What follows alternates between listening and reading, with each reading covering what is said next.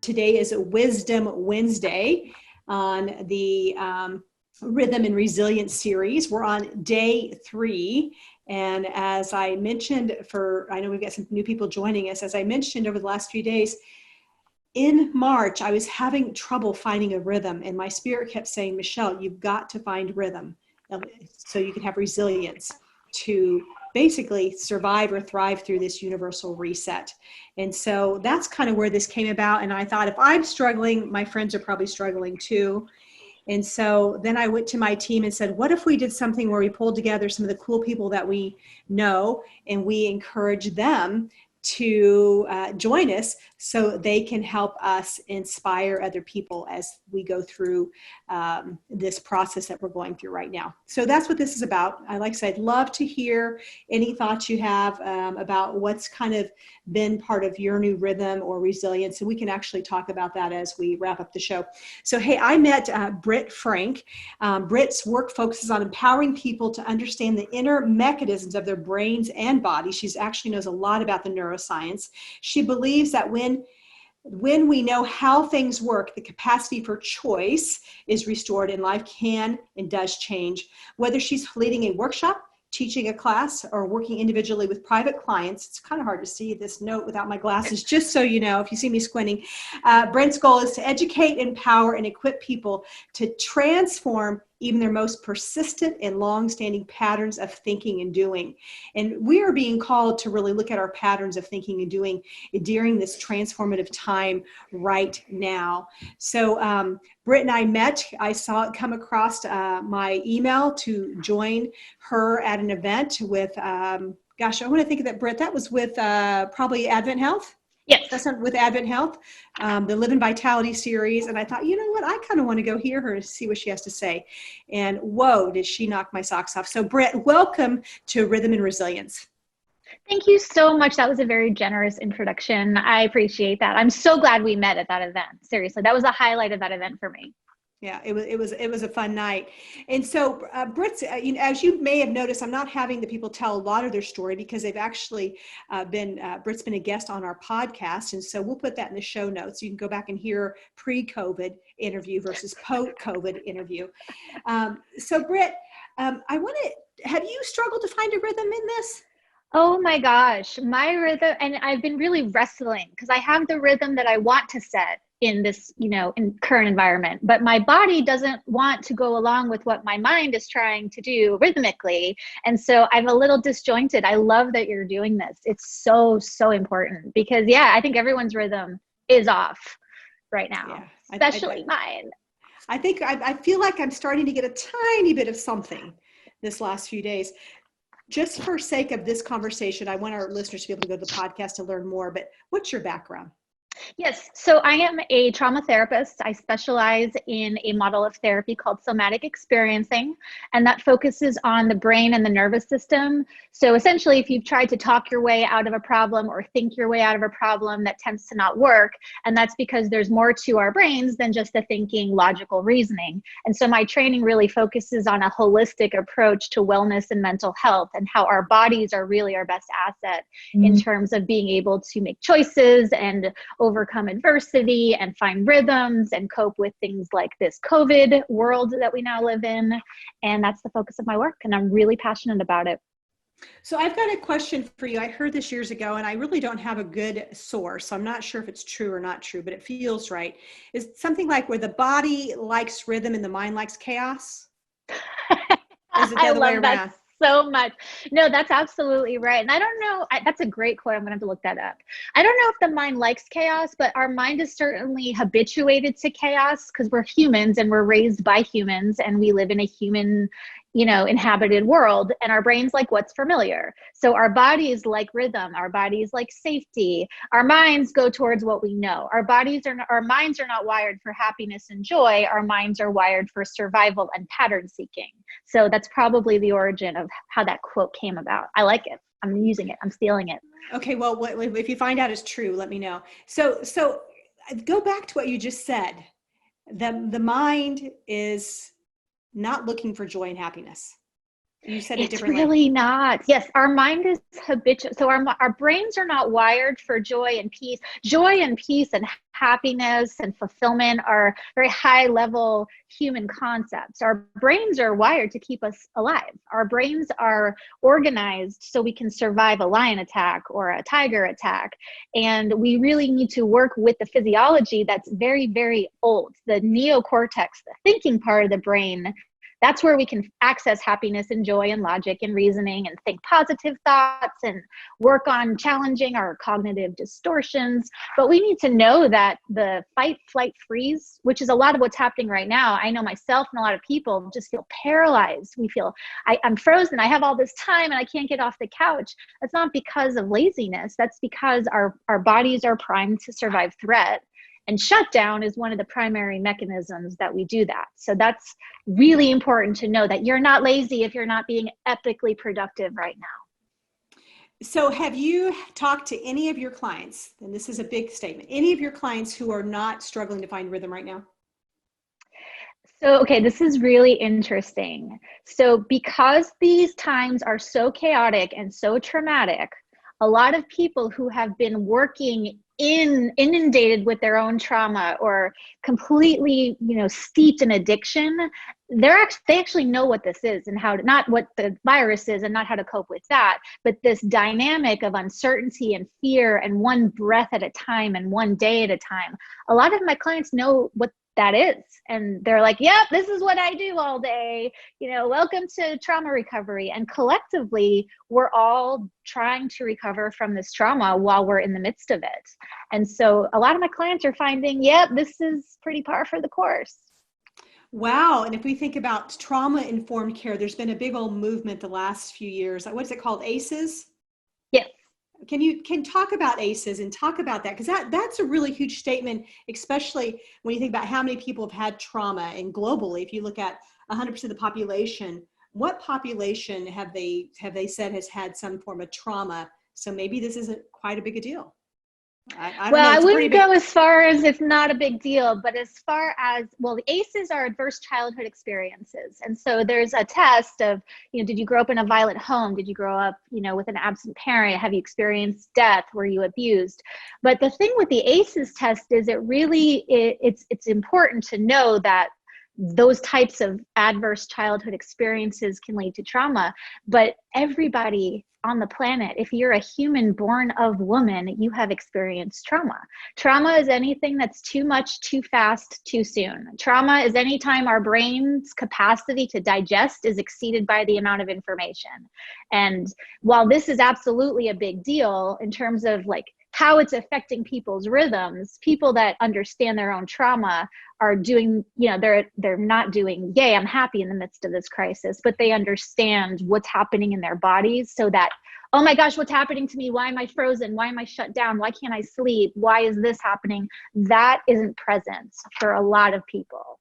That said, no one's really, yay, I'm doing awesome in the midst of this, but it's not unfamiliar. Well, it's interesting as I think about some of the trauma in my own life. That is so true. It took because of all the changes that was happening so fast. It was hard to, you didn't know what was happening the next minute. So you mentioned something about the couch, and I had Austin Perlmutter on the show on my podcast a few weeks ago, and he talked about the acronym TIME, and the first one was to kind of have a time limit on how much you're actually watching the news. And John talked about that as well. And I was listening to another speaker, filling my cup up, and they said, you know what, it's okay to be informed, but just don't sit in front of the news and watch it spin. So on this, we're trying to give our listeners some guidance to have resilience and rhythm through this. So what's some guidance you've been given as a practitioner, as well as that you are giving to other people?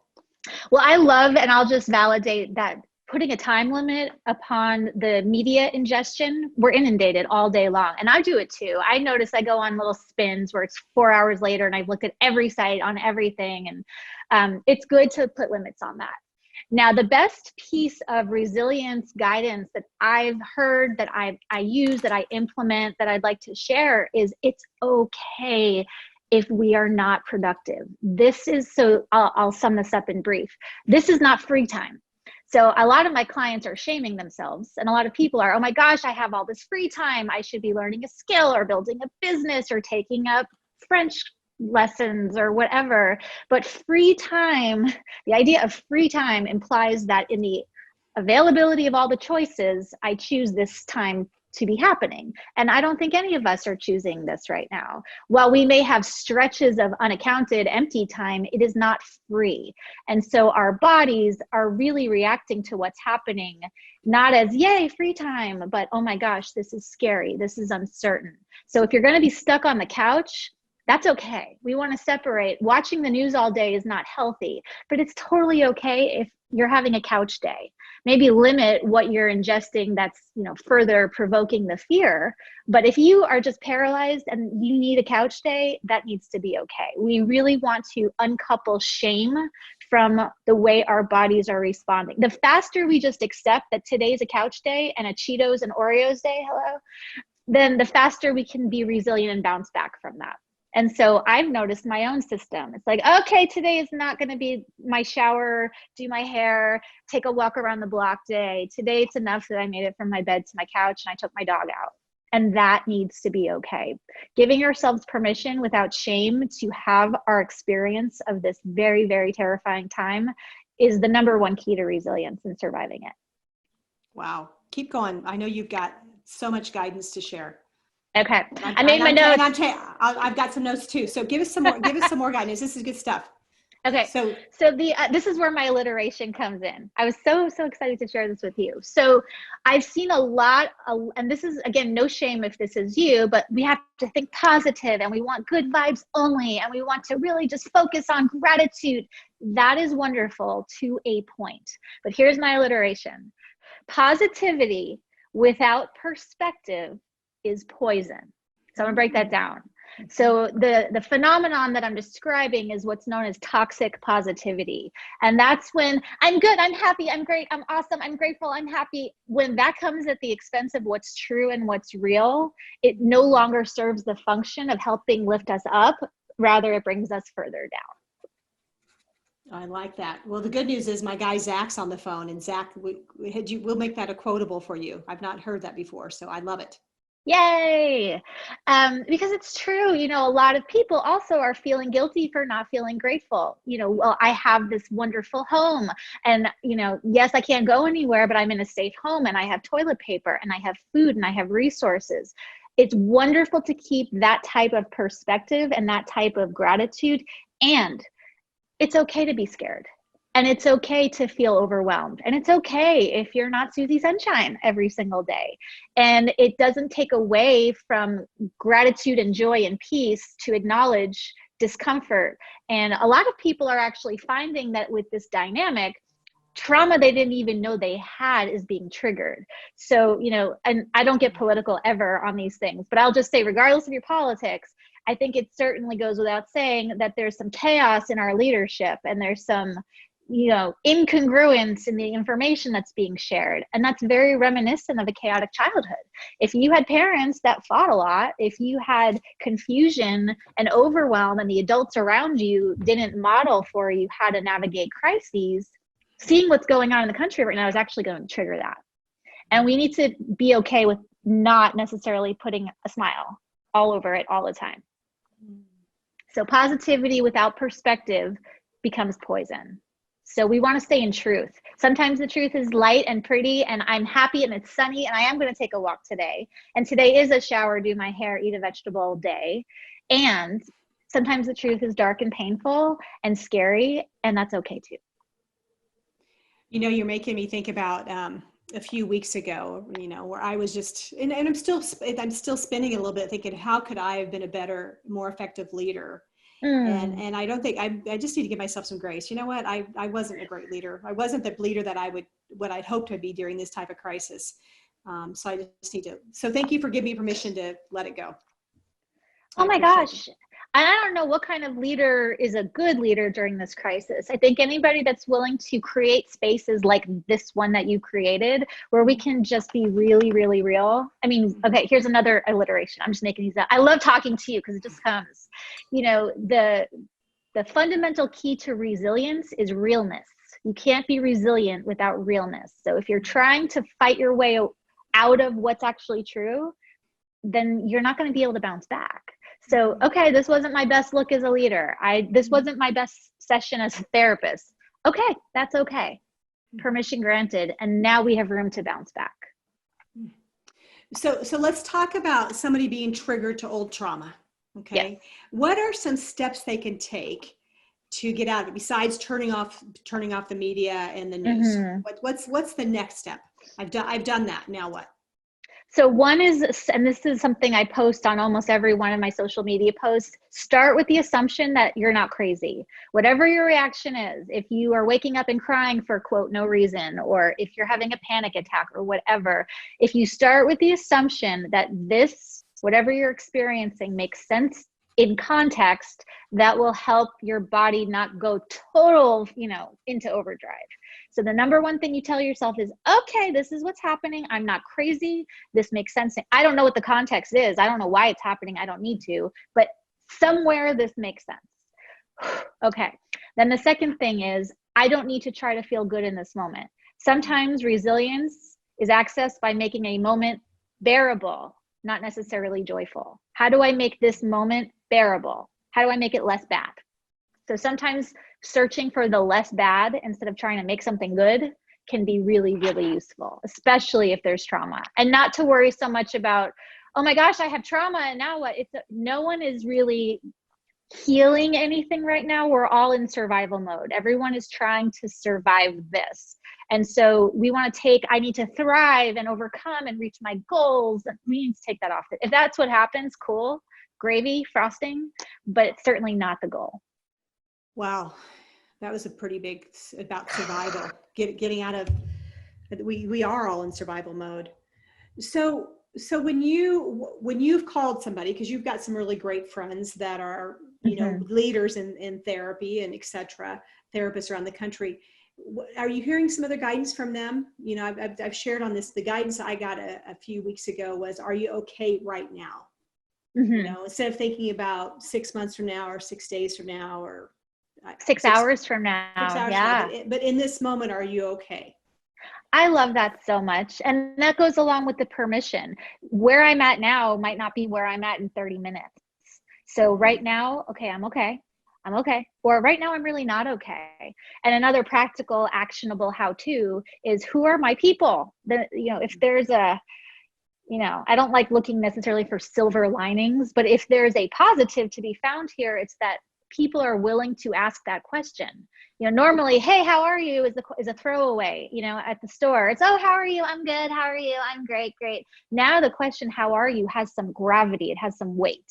And so I think people are much more accessible to not only ask that question, but to have someone say to them, I'm not okay. Can you just chat with me for a few minutes? And so I think everyone is a little bit more receptive. I know I'm reaching out to people that I necessarily wouldn't, and they're very receptive, and vice versa. I'm like, oh, this person's texting me, cool. So in this age of social distancing, we're more connected, and the ability to be connected is actually greater. Yeah, people try to compare this to the Spanish flu in 1918, and you think, well, we didn't have social media, we didn't even have the internet. Right. So imagine reaching out back then. Throwing, paper planes across, and there's nothing to compare this to. And that's part of the dilemma, right? Again, our brains are organized for pattern seeking, but no one has experienced this before. We can try to liken it to other things, but this is all new. And so again, this chaos that we're in needs to be met with what makes me feel safe, what makes me feel safer, or what will help me feel a little bit less unsafe. If you can't access safety and comfort, can you access 2 degrees less bad? Who are your people? Who can I reach out to? Who's my network? And social media is great for this right now, because if you don't have friends and you don't have support, there's a lot of people doing things like what you're doing, where you can just show up and be encouraged and supported. One thing that I've looked at and been talking about a lot the last week is Dunbar. Have you heard of Dunbar, where he does a whole video about kind of building your tribe and how there's a magic number that you really can kind of manage? And the Dunbar number, yes. Yes. So we'll put that in the show notes here, but it's really a great way to start to think about really who are your people. And I think that's one of the gifts that I'm going to continue to find out, who really is a champion for and helps me stay up, and how do we do that. So we'll put that in the show notes, that it really has been helpful for me. So Britt, as you're thinking about this and you're thinking about guidance, tell me, what are some of the gifts you've been receiving? I think I've met all of my neighbors. I'm a New Yorker, so, inherently you don't talk to neighbors as a New Yorker. These are just the people around you. And in my neighborhood, I know my immediate neighbors, but in my walks around the block, when I'm having, I'm out of bed and up days, I've met everybody. And there are some wonderful people doing amazing things. Are you familiar with the Nextdoor app? No. Okay, so this is part of my, quarantine. What do I do with these hours? So it's this app where it's neighborhood specific. So it's just the people within 5 to 10 miles of you, and people are sharing and supporting each other. Someone said, I have extra hand sanitizer. I can go do shopping for my elderly neighbors. And people are offering help. And, Mr. Rogers, Fred Rogers, he said this, that when children are frightened, teach them to look for the helpers. Teach them to look for the people that are showing up. When I'm having a bad day, I'll look on the Nextdoor app, and I just feel so much more encouraged about humanity when I see, thank you, Carol, when I see who's helping. And that inspires me to want to give help when I'm able and to ask for help when I need it. Speaking of kids, and thinking about this being probably a first major trauma for some kids, not all, but some kids, what's some parenting advice for our listeners, or maybe for their grandchildren? So it's really interesting, because for children, this might not necessarily register as traumatic because they don't know any other way. So some children may actually come through this totally unscathed. And this happens with the grieving process too, where adults think the children are like, are you okay? Are you okay? Are you okay? And in the fussing sort of create an environment of anxiety. But the thing for parents to know is it's okay if your kids are okay. That they're not blocking, they're not denying, they're not minimizing. Some kids are like, okay, I'm bored, I'm home, and that's okay, I'm fine. So if your kids are okay, it's okay that they're okay. And then if your kids are not okay, what little kids need to know is this is not their fault. It's funny, I was just talking to someone, a therapist friend, right before this call, that the ability to think abstractly doesn't develop until later. So this very literal, concrete thinking, a lot of kids think this is their fault. I was bad, I caused the virus. This is my fault. So little kiddos need to know this isn't anything that they have caused. In the absence of information, children are egocentric. They're supposed to be little narcissists. That's developmentally appropriate. They need to know this isn't about them and it's not their fault. It seems weird. It's like, well, why would they think that? Because that's how a lot of little kids are wired, concrete thinking. There's a bad thing happening. Well, I did a bad thing. I was mean to my sister, so I must have caused COVID. So letting them know this isn't their fault, and that you as the adults are going to do everything you can to keep them safe. Okay. What other advice for kids? Well, playing is hard because traumatic circumstances don't usually coincide well with play. However, children are the masters, the ninjas of being able to play. So if you can get in there and play with them, you'll see them, they'll be acting out medical scenes. Kids use play to try to process what's going on in the world. So if your kids want to play hospital and play doctor and play virus, that's scary for a lot of adults, but take a deep breath and ground yourself and sort of lean into how your children want to play and let them direct the play. Every parent can be a play therapist just by letting the kids steer. Oh, that is wonderful advice today. We need to make sure we share that. Is there a, with play therapy, with what you just said, is there a website or some place people can go to get some more guidance on that? Yes, I really love the Association for Play Therapy, and their website is a4pt.org. I don't know if they speak specifically about how to navigate medical trauma and COVID. They might, I haven't checked, but there's great info on there. And what I'm talking about is called Non-Directive Play Therapy. And that's literally like, let the kid be the boss. And if they want to make little face masks and run around saving people, that's actually a way that they're processing what's happening. And it's a way of preventing them from being traumatized later on. That is some great wisdom. Okay. I'm loving the kids. So we have talk story therapy tomorrow. And so we'll dive in more to personal relationships with that day. Talk a little bit about more of the gifts. So the gifts, well, I think people are starting to talk about mental health. When you see mental health articles in the Wall Street Journal, that's a really encouraging shift, because people were suffering pre-COVID and they're suffering in this environment of COVID, and they're going to be suffering long after this is a memory and life goes, not back to normal, but life continues on in its new normal. And so being able to check in on people's mental health, I don't only have therapist friends, I have like normie, non-mental healthy friends. And it's wonderful to have them asking, hey, how's your nervous system today? Like, are you feeling super amped? Are you feeling super sludgy, freezy? And having this language that we're all speaking now, the language of connection and the language of mental health, is something that not a lot of people were fluent in, and we're developing more fluency out of necessity, which is wonderful. Well, since you're a therapist that specializes in the nervous system, which I think it makes you a little bit unique, talk about the nervous system. As a chiropractor, I specialize in the nervous system too. So we have a commonality, but yet we approach it differently. So talk about the nervous system from your perspective, and then ways to kind of throw water on fires that's burning. Oh, I love that metaphor. So with the nervous system, it helps to know that there are mechanisms in the body that we don't actually control. It's called the autonomic nervous system because it's automatic. I can't tell my body, here's how I want you to digest this food, go. It especially, when I'm feeding it less than ideal things. So it's important to know that there are automatic functions in your body that are contributing to your mood and your mental state. And the biggest thing that I think is helpful is to know about the vagus nerve. So the vagus nerve is the 10th cranial nerve, and vagus comes from the Latin, which means wanderer, and it goes to all the different organs, and it does a lot of things.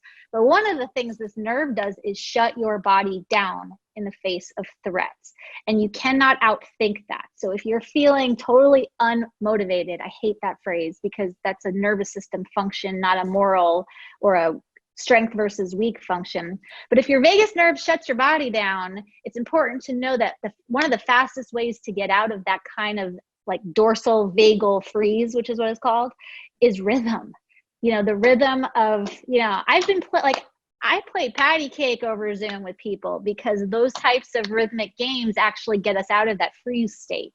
So music, I have a client, I think this is great. I have a few clients that do dance breaks during the day.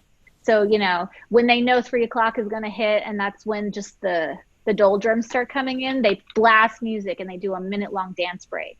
Connecting with other people and rhythm are really, really effective mechanisms of getting your nervous system back up and running again when it's feeling shut down, which is so cool. Well, and I'm guessing sleep probably rates somewhere to help reset the nervous system as well. Absolutely. And sleep is, if you can get it right now, that's great. Sleep hygiene, I don't think has ever been more important, which is shut the devices down an hour before bed and really work on, landing your body. Because if you try to go from fear, anxiety, terror, now I need to go to sleep, you're not going to sleep. So one thing that's really useful is there's a lot of children's, and this isn't for just kids, for adults, like for me, there are people on YouTube reading children's books, and being read to is incredibly soothing to the nervous system. And so I'll put on a story as I'm going to bed, just pop my headphones in, get on YouTube, and being read a story is a wonderful way to promote that safety that's necessary for sleep to occur. On our program, we put out a wellness plan to a lot of our clients, and we actually gave away all of our 21-day programs. And one of the 21-day programs is about sleep and some things you can do to get good sleep hygiene. And I've been a pretty good sleeper most of my life. A few times it's changed. And I've had a few, of course, sleepless nights the last few weeks. And I actually take a supplement that's actually been good for the immune system too. Melatonin, 5-HTP, and some magnesium. It's called Insomnitol, and it's a chewable. I don't take it every night, but if I have one bad night, okay. But if I have the second bad night, I'm like, Michelle, your immune system needs you to sleep. And so I'll actually have a sleep aid that I just chew right about 30 minutes before bed. Another tool I use is something called Brain Tap, and you could use it with the Calm app, different things like that. This is a tap technology that's it's not tapping, emotional freedom technique. It's actually a technology where they have certain binaural beats, which changes the brain. Have you heard about it, Britt? Yes, I love that kind of thing. And you need to have, the dual headphones so it goes and does bilateral brain stimulation, which is so settling.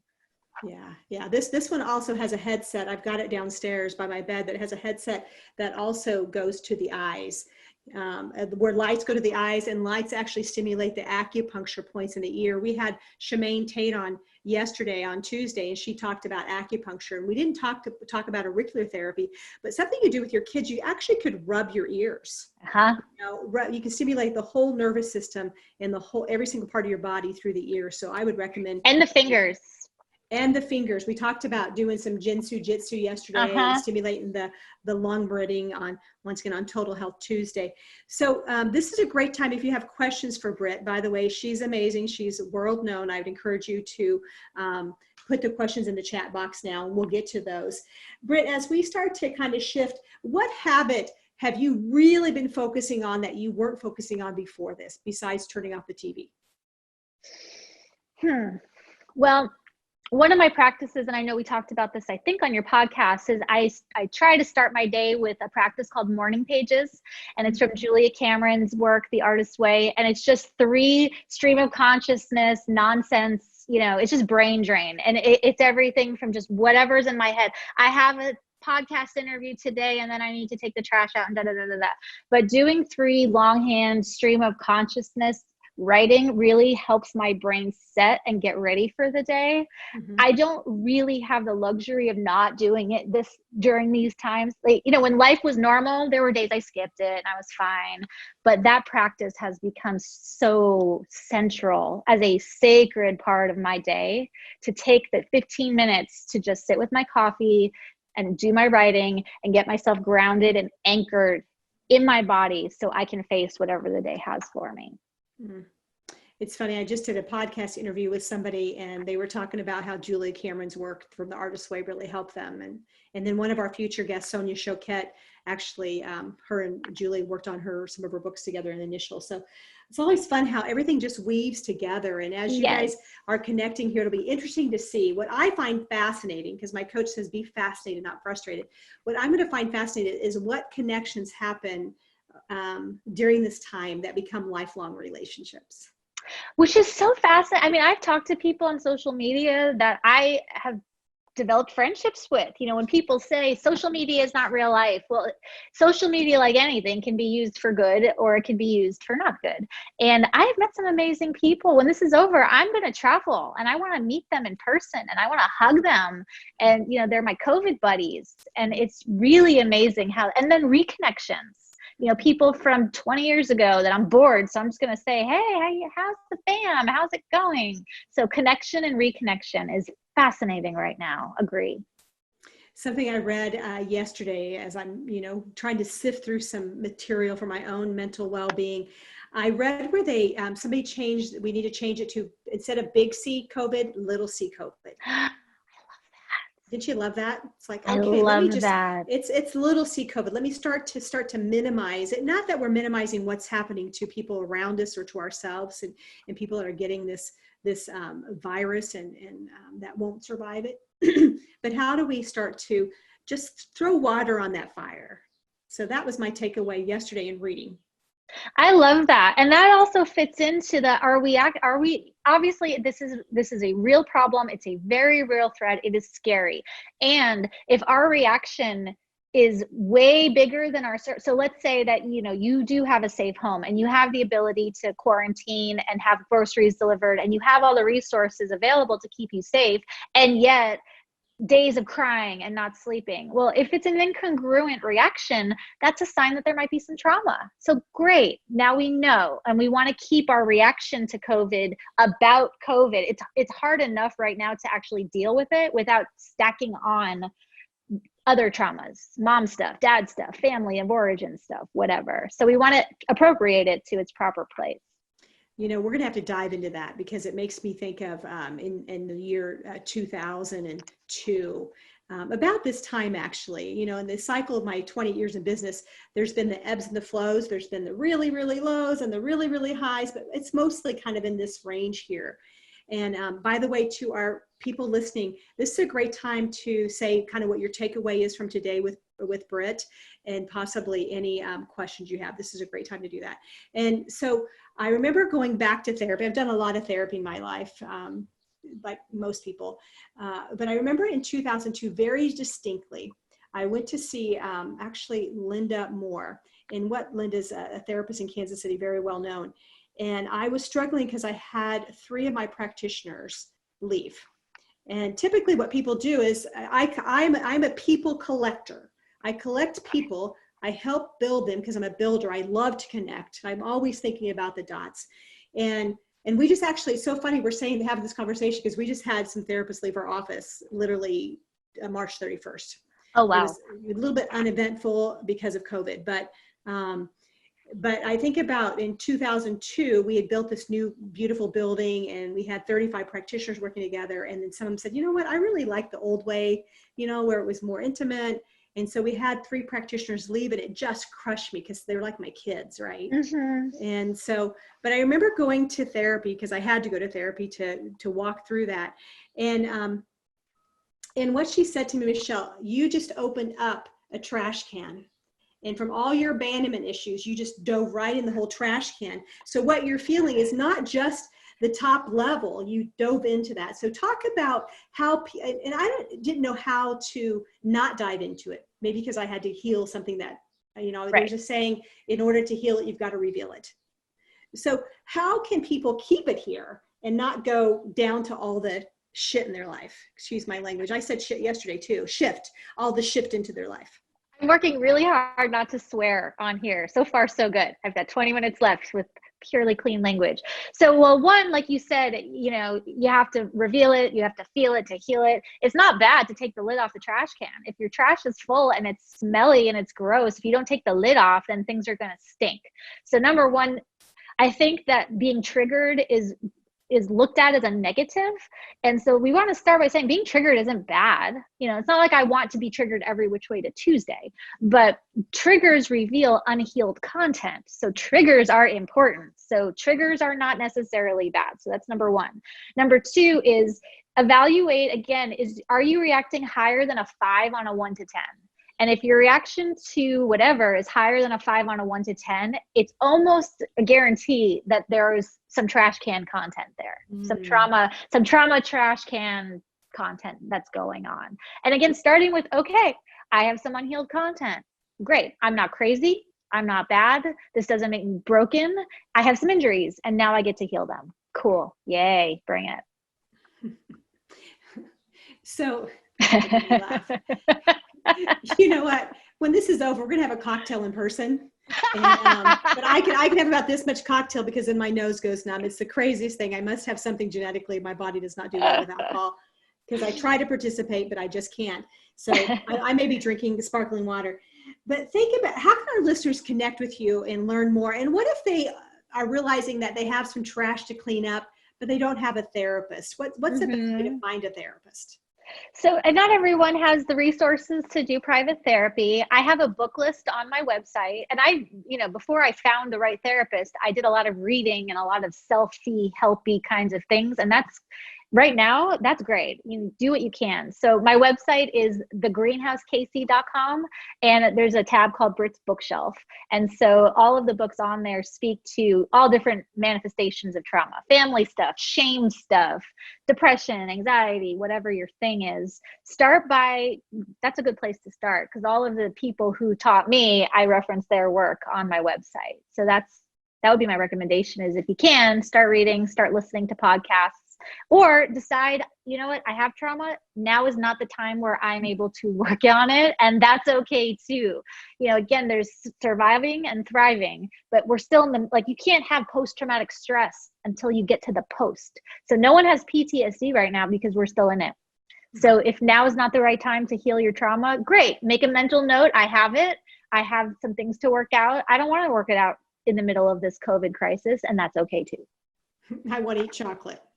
I want Oreos and Cheetos. I don't know what about the combination it is. I want to eat like a 5-year-old that's my thing. So why Greenhouse KC? So KC, because Kansas City, and I know we've talked about this. I love your city. I love this city so much. A greenhouse is a structure where the conditions are very carefully created to support growth and change. And it's hot. I don't know a better way to describe the therapy room than a really hot room with the temperature turned way up, where the conditions are carefully created for growth, repair, and change. So people are plants, and I love my plants. I'm a plant mama. Well, what's so funny is I got a chance to meet you through the Live in Vitality through Advent Health, and then come to find out you're friends with Meredith Atwood. Yes. Who this actually, I'm going to tell you, I stole Meredith's idea. I was watching her do this with her community, and I thought, you know what, I could do that with my community. And so here we are. So another connection. I mean, really, I would have put you and then and I met Meredith on social media. So, well, no, I met her through a friend. Anyway, social media is a great connector. I love that you're doing, this is so important. And thank you, Cheryl. And thank you, Miriam and Eleanor and everyone who's commenting right now. Well, and it's interesting that I met Meredith because of Ann Sharkey, and I met Ann because I did a triathlon. It just all the connections. So here's a fun game to play with yourself right now, and thinking about Wisdom Wednesdays is think about some of your connections of maybe in that, as we're going to give you the Dunbar thing. I'd encourage you to watch that video, but think about your circle like this, and then how is that circle connected? That's a fun game, but maybe that's just my neurons doing some of that connection. The other thing is too, and we had on the podcast, Lori Gerber, and she works with Zand. Is it Lauren Zander? Do you know, is it Lauren Zander? I thought with the Handel group. I thought you were connected with the Handel group. I am not, but I will need to be now. Yeah, you will. They're your people. So many great stuff.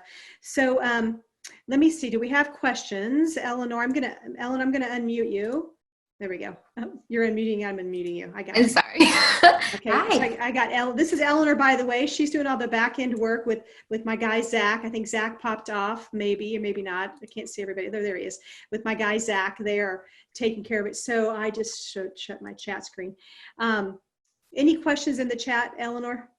No questions. Just some one, but yeah, a lot of positive just messages. I think the main theme is everyone is super appreciative of just granting themselves permission to not feel productive, not to all these things. Just basically give themselves grace seems to be the most potent takeaway today. So thank you.